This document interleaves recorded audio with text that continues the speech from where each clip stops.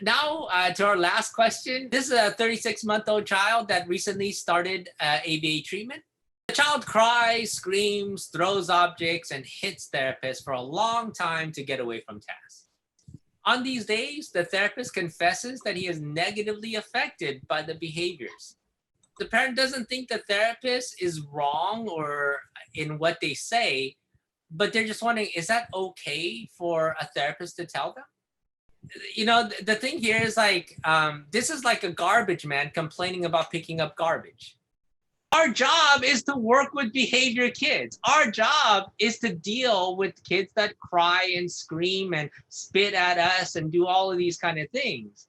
And a good therapist knows that it's a part of the job, but it's an important part of the job. Why? Because you have to work through these behaviors to get these kids to be in a better place.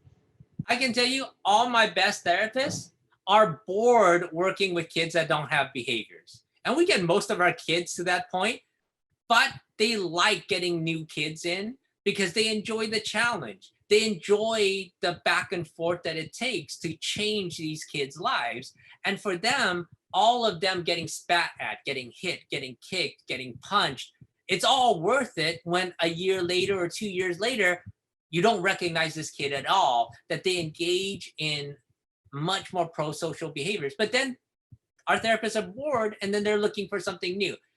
So you might be with the wrong therapist.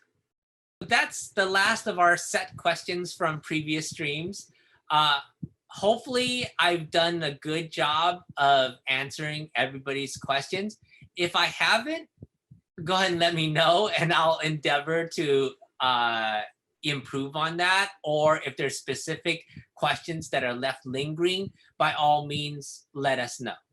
Next week's topic, we're going to talk about prompting, how to help kids. Okay, and prompting is the hardest thing to learn to do well.